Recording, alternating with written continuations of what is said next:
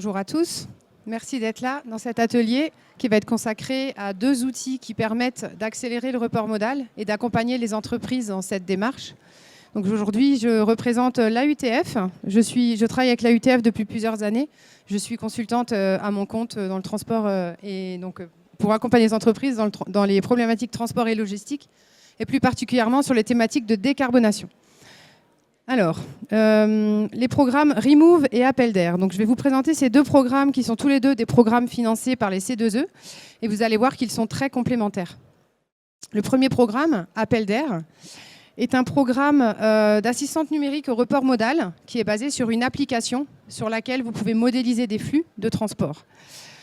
Le porteur du programme et l'entreprise qui a développé cet outil, c'est AI Cargo.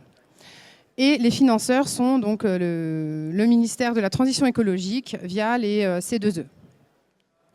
Alors comment cela fonctionne? Le programme Appel d'air est basé sur une application, comme je vous l'ai dit, une application qui s'appelle Cumulus, qui propose 3 cas d'usage aux chargeurs, aux entreprises. Le premier cas d'utilisation, c'est le moteur de recherche. Donc vous pouvez rentrer un flux de transport. Donc on va voir après, je vais vous montrer quelques impressions écran.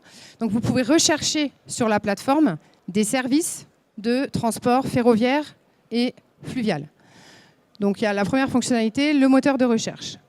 La deuxième fonctionnalité, c'est le fait de pouvoir importer des flux de transport et voir si vos flux sont éligibles à du report modal et dans quelles conditions. Et enfin, le troisième cas d'usage, c'est de chercher des mutualisations avec d'autres acteurs, avec d'autres entreprises.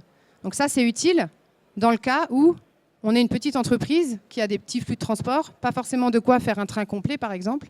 On va pouvoir voir sur la plateforme de manière anonyme des flux de transport qui pourraient être complémentaires avec les vôtres. Donc on va voir le premier cas d'usage. Donc sur cette plateforme, vous pouvez faire des recherches de services de transport ferroviaire et fluvial, comme je vous l'ai dit. Donc là, on a un exemple à l'écran avec un transport du Havre à Paris. Donc on voit le tracé d'un mode ferroviaire et d'un mode fluvial et on peut voir les opérateurs juste en dessous. Donc là, vous voyez, en ferroviaire, on a Naviland Cargo, qui est un opérateur de transport ferroviaire, qui est présent sur ce type de flux. On voit aussi qu'il y a des opérateurs de transport fluvial, donc on a Green Modal et un autre opérateur, par exemple. Donc là, c'est simplement une fonctionnalité recherche. La deuxième fonctionnalité, comme je vous l'ai dit, vous pouvez importer des flux de transport. Donc là, comment ça fonctionne? Vous avez vos fichiers, vos flux de transport dans un fichier Excel. Vous le mettez au bon format, donc en lien avec les services de AI Cargo. Vous le mettez au bon format, vous l'importez sur la plateforme. Et vous pouvez voir vos flux à l'écran et voir si vos flux sont éligibles à du report modal. En gros, pour voir s'il est possible de reporter des flux qui sont opérés en routier sur du ferroviaire ou du fluvial. Donc ça permet de voir aussi s'il y a d'autres chargeurs qui ont des flux compatibles avec les vôtres. C'est complètement anonyme, donc ça j'insiste là-dessus. Hein. Les flux sont anonymisés. Il n'y a pas de nom de chargeur, il n'y a pas la qualité du produit transporté. C'est uniquement les flux et les volumes. Donc en fait, la plateforme, elle joue un peu la tierce personne pour mettre en relation des entreprises et voir si vous pouvez grouper vos flux avec d'autres entreprises. Alors maintenant, pour aller plus loin sur ce programme-là, sachez qu'il y a des webinaires qui sont organisés à fréquence assez régulière, il me semble que c'est tous les mois. Tous les mois, il y a des webinaires organisés où vous pouvez voir une démonstration en live de la plateforme. Il y a aussi on peut venir aussi en entreprise, vous faire des démonstrations. Donc ça, si vous êtes intéressé, on peut en parler à l'issue de l'atelier. Donc on peut faire des démonstrations en entreprise et même simuler vos flux, par exemple, et voir ce que ça donne. Ensuite, vous pouvez créer votre compte et si vous décidez, vous pouvez adhérer au programme. Et ça implique du coup d'uploader des ordres de transport et de participer du coup au programme. Et votre nom apparaîtra dans la liste des entreprises. Mais vous apparaîtrez que dans la liste des entreprises qui sont sur Appel d'air. Et en aucun cas, vos flux seront identifiés comme étant les vôtres. Okay. Vous pouvez aussi bénéficier d'un accompagnement, donc toujours financé par les C2E. Donc ça, c'est le cas jusqu'à la fin de cette année. Pour la suite, on n'a pas de visibilité sur les budgets, sur les modes de financement. Mais jusqu'à la fin de l'année, le programme est financé par les C2E. Par rapport au planning, donc comment ça se passe, quelles sont les différentes étapes. Si vous souhaitez adhérer à la démarche, vous contactez AI Cargo, donc vous pouvez vous connecter sur le site. Vous pouvez également, à l'issue de cette sensibilisation-là, aujourd'hui, signer un document qui valide votre adhésion. Et vous pourrez ensuite tout de suite entamer la démarche, aller voir sur la plateforme, utiliser le moteur de recherche ou uploader vos flux. Donc vous vous inscrivez. Ensuite, vous pouvez utiliser gratuitement la plateforme jusqu'au 31 décembre. Comme je vous ai dit, c'est gratuit jusqu'à la fin de l'année. Pour après, on n'a pas de visibilité sur le financement. Alors le programme va continuer, mais ce sera peut-être plus gratuit pour les entreprises. Et ensuite, vous pouvez bénéficier d'un accompagnement technique et pris en charge, encore une fois, jusqu'au 31 décembre. À la suite de votre inscription, vous pourrez du coup utiliser la plateforme. Et pour ça, il faut absolument envoyer un document d'inscription à AI Cargo. Donc j'ai des feuilles ici sur place si vous souhaitez tout de suite adhérer. Et en tout cas, vous serez, comme je l'ai dit, dans la liste des entreprises engagées. Donc pour le premier outil, je reviens en arrière. Pour le premier outil, Appel d'air, vous avez les coordonnées et les contacts ici à l'écran. Donc un contact pour s'inscrire chez AI Cargo et un contact technique pour tous les soucis techniques de téléchargement du fichier avec les flux, etc. Donc je vous les remettrai encore à la fin de la présentation. Et puis je crois que les présentations sont disponibles à l'issue du salon. Hein, donc vous retrouverez toutes ces informations. Voilà pour le programme Appel d'air. Le deuxième programme, Remove, alors vous allez voir que c'est un programme qui est absolument complémentaire à Appel d'air.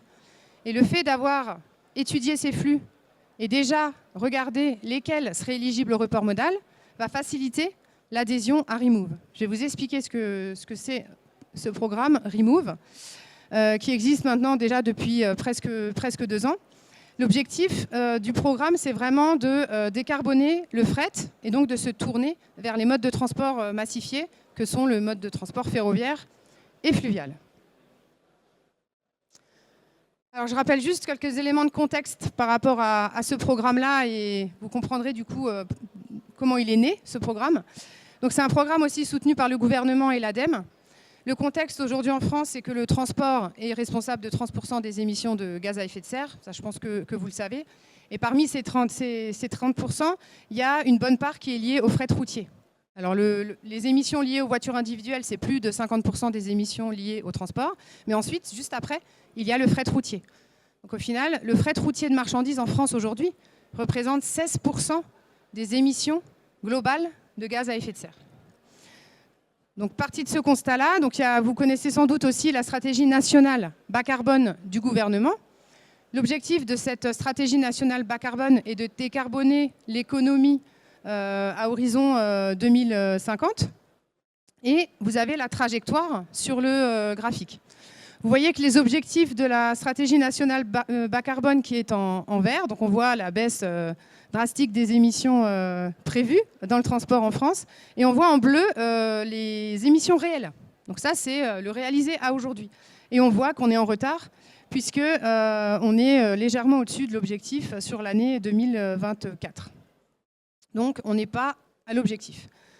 D'où la naissance de ce programme et l'ambition forte du gouvernement de se tourner vers le report modal. L'ambition du gouvernement, c'est quoi? C'est de doubler la part des modes alternatifs à la route à horizon 2030. Le gouvernement souhaite doubler la part du ferroviaire en France. Aujourd'hui, elle est à 10%. L'objectif est de la passer à 20% à horizon 2030 et de passer le fluvial de 2 à 3%. Alors personnellement, je ne trouve pas ça très ambitieux par rapport au fluvial, mais ça, c'est une autre histoire. On était à 3% il y a encore quelques années, et aujourd'hui, on est à 2,5% de la part modale en France. Donc, l'objectif est de doubler la part des modes alternatifs à la route. Et dans ce cadre-là, le gouvernement a lancé un programme financé par les C2E.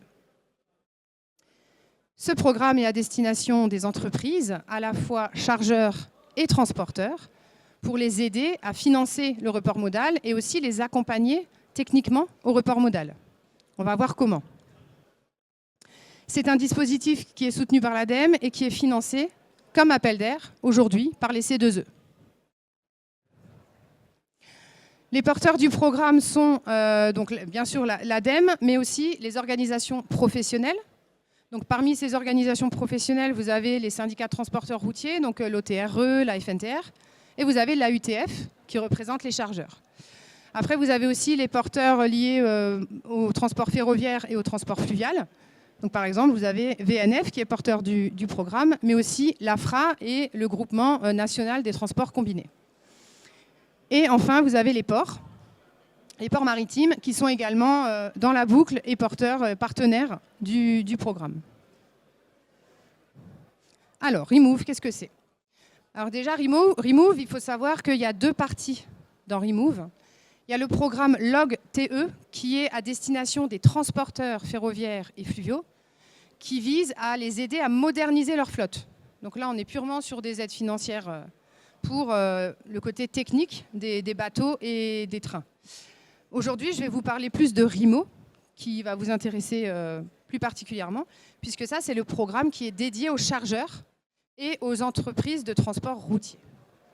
Donc RIMO, il y a également deux volets dans RIMO. Il y a une partie qui vise à accompagner les chargeurs qui débuteraient aujourd'hui dans le report modal. Donc si aujourd'hui vous êtes une entreprise qui réalise beaucoup de transports routiers et vous n'avez pas d'expertise dans le transport ferroviaire et fluvial, le programme vous permet d'avoir un accompagnement technique sur ces modes-là. Ça implique quoi? Ça implique des formations, par exemple, sur le mode fluvial et le mode ferroviaire. Et ça implique un accompagnement par des experts dans ces domaines-là pour étudier vos flux et vous accompagner dans la démarche. Donc la première partie, c'est l'accompagnement technique. Pour ça, vous devez vous inscrire, monter votre dossier et si vous êtes éligible, il y a un accompagnement qui est prévu. La deuxième partie du programme, c'est les appels à projets. Donc il y en a déjà eu, il y en a déjà eu deux. Il y a déjà eu 2 appels à projets Remove. Il y en a un troisième. Donc là, le but, c'est vous candidatez à un appel à projet. Donc il y a tout un dossier à remplir. Et là, l'objectif, c'est d'avoir une subvention. Une subvention pour pouvoir faire du report modal. Donc souvent, ça implique d'investir pour revoir un peu ces schémas de transport, de mettre un petit peu, notamment sur le transport ferroviaire, c'est parfois un petit peu plus cher. Donc ça permet d'avoir une aide pour pouvoir faire du report modal. Concrètement, je vais détailler la partie accompagnement technique. Donc vous avez des outils à votre disposition pour modéliser vos flux éligibles au report modal. Et c'est là où Appel d'Air est complémentaire, puisque si vous avez déjà modélisé vos flux sur la plateforme Appel d'Air, vous savez déjà quels flux sont reportables. Et s'il y a d'autres flux de chargeurs qui permettraient de faire des mutualisations. Donc le programme fournit des outils. Le programme prévoit des experts à votre disposition pour que vous montiez en compétences sur les modes massifiés. Et ensuite, vous pouvez faire une étude avec des tests de report modal pour voir si c'est viable.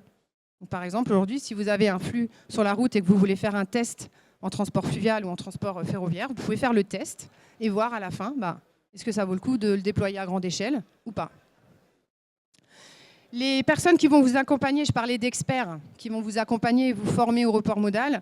Donc ce sont des experts qui vont être soit salariés ou qui travaillent en partenariat avec les acteurs du transport fluvial et ferroviaire. Donc vous avez l'AFRA, l'Agence française pour le rail, et vous avez VNF pour la partie fluviale et le GNTC pour le transport combiné. Donc ça se passe en 2 phases. Vous construisez votre feuille de route. La construction de la feuille de route, en fait, elle est facilitée grâce à Appel d'Air si vous avez décidé de faire Appel d'Air en même temps. Donc vous réalisez votre test, vous identifiez vos flux reportables et ça vous permet d'avoir une feuille de route de report modal. Et ensuite, si votre dossier est validé pour la partie accompagnement financier, vous allez avoir un accompagnement pour la mise en œuvre. Donc il y a un accompagnement technique à l'origine pour vous former sur le fluvial et le ferroviaire. Et après, pour la mise en œuvre, vous pouvez aussi avoir un accompagnement. Donc concrètement, les étapes finalement, je les remets là en ça récapitule les grandes étapes. Vous êtes sensibilisé au programme, donc aujourd'hui, si vous n'aviez pas saisi ça, vous êtes sensibilisé. Voilà, je vous annonce. Donc, vous êtes sensibilisé au programme. Ensuite, si vous souhaitez adhérer, vous contactez... alors, la UTF, il y a une équipe dédiée Remove. Je vous donnerai les contacts après. Et ensuite, si vous optez pour le fluvial, on va vous diriger vers VNF. Si vous optez pour du report modal vers le rail, vous allez être dirigé vers le GNTC ou l'AFRA.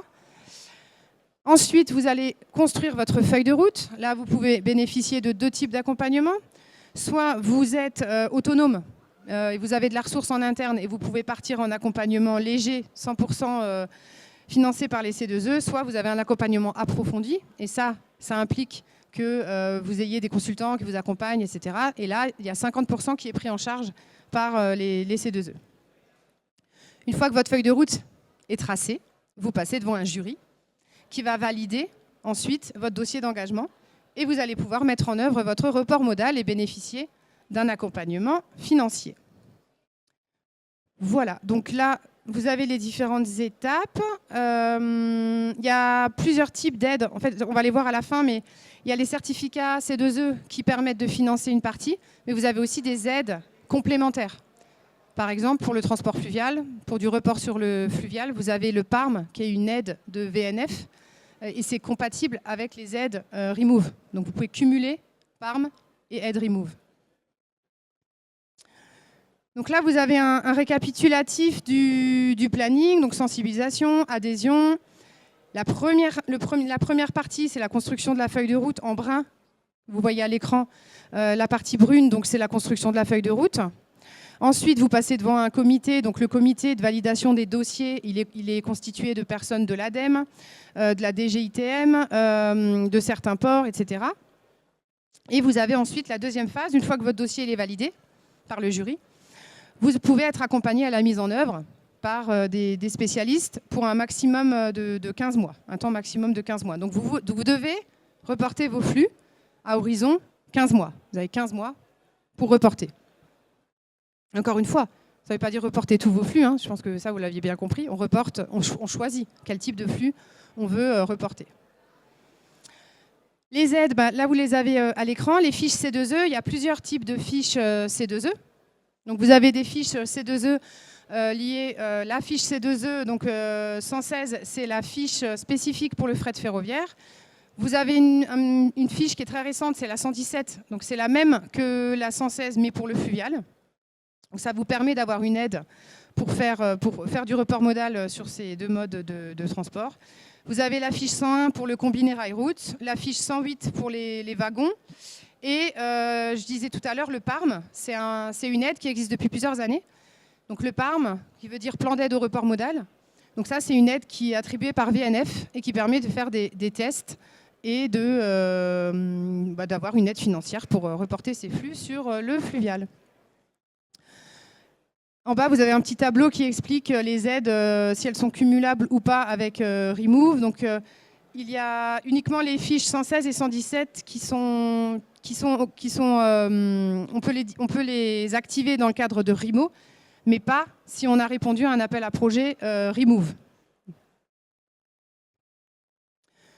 Donc, les contacts pour adhérer à Remove. Alors, juste à l'issue de la présentation, je vous demanderai de ne pas tout de suite partir, puisqu'on doit répertorier les entreprises qui sont sensibilisées. Donc, si vous êtes chargeur ou transporteur, il y a une fiche à remplir. Ça ne veut pas dire que vous aurez des sollicitations, mais on doit répertorier les entreprises qui sont sensibilisées. Et si vous souhaitez adhérer, il y a une équipe dédiée Remove à la UTF. Pour finir, je vous ai dit en introduction que Appel d'air et Remove sont complémentaires. Là, vous avez une frise en fait, des différentes étapes qui montre bien que l'adhésion au programme fait sens pour un chargeur qui voudrait reporter une partie de ses flux sur les modes massifiés. Appel d'air, vous pouvez utiliser la plateforme et évaluer si vos flux sont reportables sur le ferroviaire et le fluvial.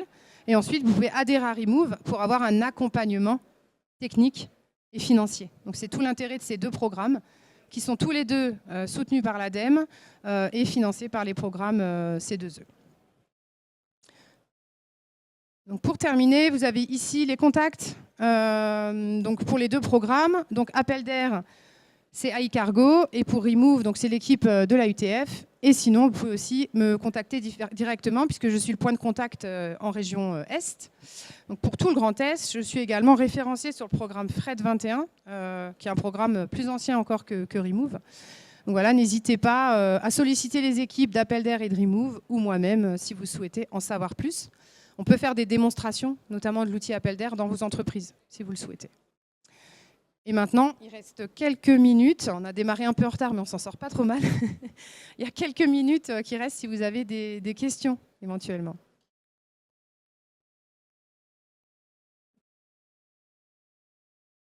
Okay. Est-ce que je peux savoir s'il y a des chargeurs dans la salle ou c'est plutôt des transporteurs? Personne ne veut répondre. Bon, chargeur, il y en a au moins une. Non? Okay. Bon, du coup, je vais poser le micro et si vous êtes chargeur ou transporteur, il me faudra juste un petit nom, un mail pour que je puisse référencer qui était là à cet atelier. Et je vous remercie pour votre attention.